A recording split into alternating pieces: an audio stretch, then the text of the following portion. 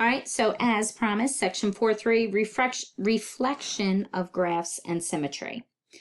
So there's 4 types of symmetry, okay? Symmetry to the x-axis, symmetry to the y-axis, symmetry to the line y is equal to x, and then symmetry to the origin. So the intro we did, we looked at everything except the origin, okay? But what does this mean? If we're symmetric to the x-axis in the warm-up, oopsie, and the problem you did on Desmos, this is what we looked at. So what does this mean? It means if the point x comma y is on the graph, then the point x comma negative y is on the graph. Okay, so that's what we did here. We took the opposite of our original function. If a function is symmetric to the y-axis, then if xy is on the graph, then negative x comma y is on the graph. So in the Desmos warm-up, you graphed the function, and then you made the x opposite and graphed that. This symmetry to the y-axis, if a function has symmetry to the y-axis, then it's also considered an even function. And we're going to look at examples of all of these by algebraically manipulating them. Symmetry to the line y is equal to x. So what you did was, with the graph, I had you plot the 2 equations and then graph the line y is equal to x. So if x comma y is on the graph, then the point y comma x is on the graph. This is extremely important, this symmetry, when we get into our discussion of inverse functions. Okay, so this will pop back up. It's important in calculus. All right, we'll talk about that more. Symmetry to the origin, you did not look at this one on Desmos in particular, but the origin, if xy is on the graph, then negative x, negative y is on the graph. So if I look at my function notation, then I have its opposite on the outside and on the inside as well. If a function has symmetry to the origin, then it is considered an odd function. Okay. So many more functions fall into the neither category than even or odd. Okay. So even symmetry to the y-axis. Odd is symmetry to the origin.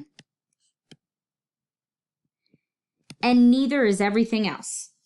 Okay, so again, a lot more functions that we study fall into the neither category, but even and odd, they're those 2 specific symmetries. Huh. Oh, I didn't realize this one. Okay.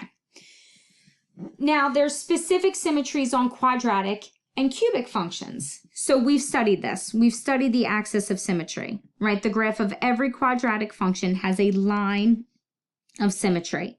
And we know that that line is a vertical line that goes through the vertex. Okay, whatever's on the left-hand side of that axis of symmetry is on the right-hand side as well. We use that when we were graphing, right? So if my y-intercept is 2 units away from the axis of symmetry, then I have another point 2 units on the other side. Now this is new. The graph of every cubic function has a point of symmetry. Okay, so cubic function plus bx squared plus cx plus d. It doesn't need all 4 terms, but every cubic function has a point of symmetry. All right, so hopefully we remember your axis of symmetry is the vertical line through the vertex. So how do we find the vertex of a quadratic? That's our negative b over 2a. Now the point of symmetry, first of all, it's a point, okay? So it's an ordered pair. It has to be x comma y. As opposed to this is just a line, so we just need it in the form x equals whatever the x coordinate is. It's very similar, all right? So the x coordinate of my point of symmetry is negative b over 3a, and my y coordinate, I take whatever that x value is and I plug it back into my original. Okay, this looks like a...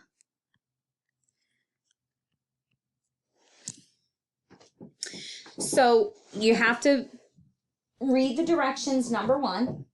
Number two, is it a quadratic or a cubic function? Quadratic will be a vertical line. A cubic function will be your point of symmetry. Okay, so give the equation of the axis of symmetry of this quadratic. Okay, so axis is a line.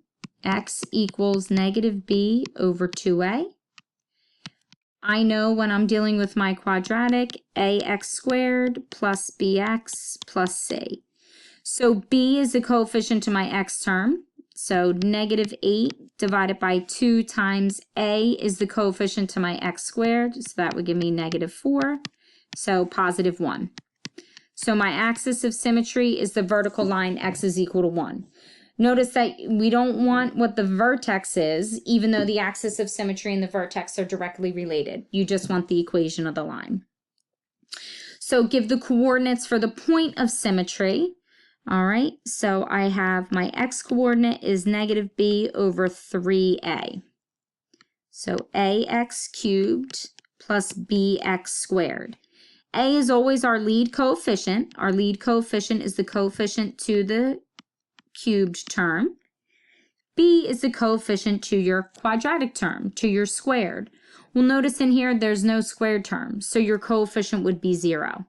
Okay, so the x coordinate of your point of symmetry is 0. How do we find our y coordinate? We plug that back into the original, so my y coordinate would just be 7. Okay, so axis / line versus an ordered pair.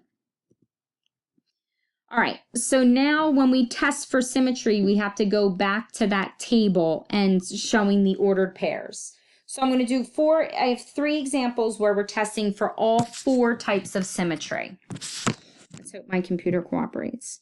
Okay, so if I'm testing on the x-axis, so if the point xy is on the graph, then the point x comma negative y has to be on the graph as well. So what does that mean? That means that wherever I see my y's, I replace it with negative y. Okay?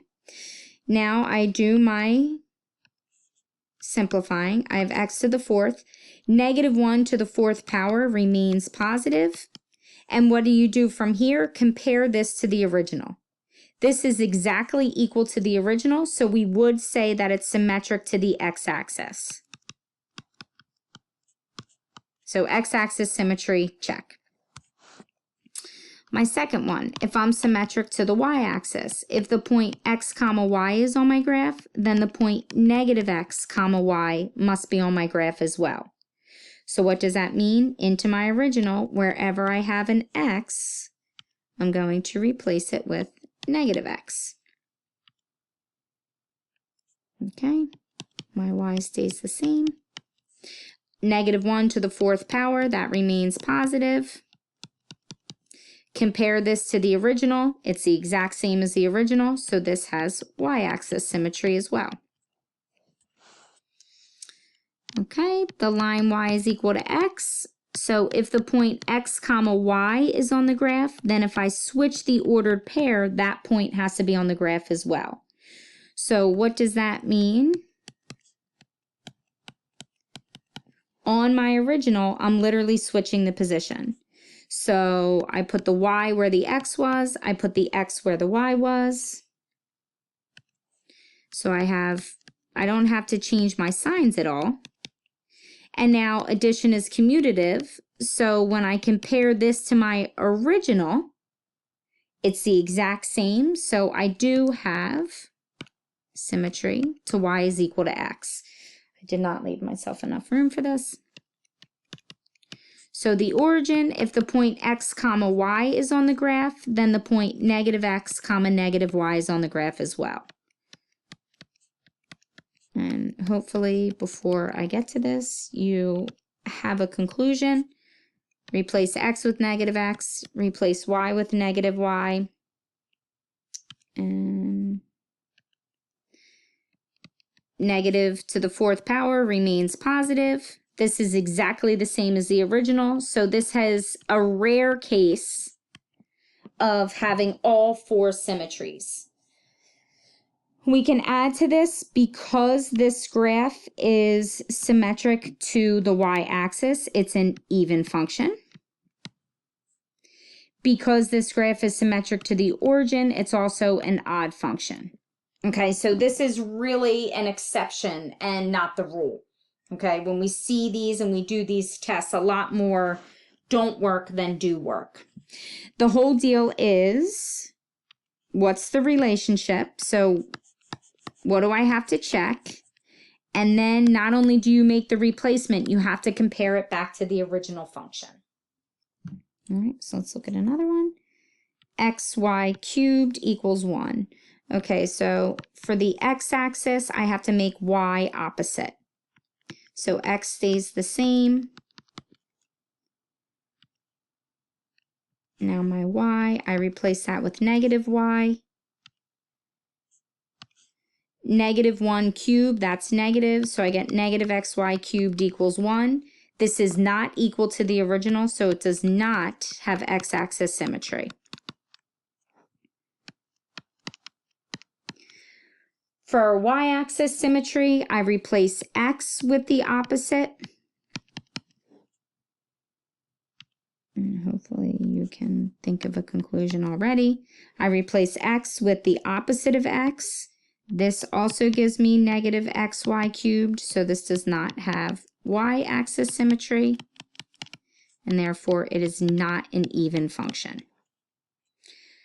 Okay, the line y is equal to x, so now I am changing the order. So now y will be alone and x will be cubed. You want to think it's the same, but it is not. Okay, so now your x is being cubed instead of your y. So it does not have symmetry to the line y is equal to x. Symmetry to the origin, so now both my x and my y become opposites. So negative x, negative y. Now this one takes a little bit of work. This negative x, negative y cubed stays negative. My negative 1 times my negative 1 becomes positive 1. This is exactly equal to the original, so it does have origin symmetry, which means it's an odd function. Okay, so I would like you to try this on your own. On the Ed puzzle, I'm going to have you write the answer, but I want you to show all the work like I did on the previous two examples and follow the prompt on Ed puzzle for the answer that I would like you to submit. Okay, so you are going to try this one on your own. Thank you very much.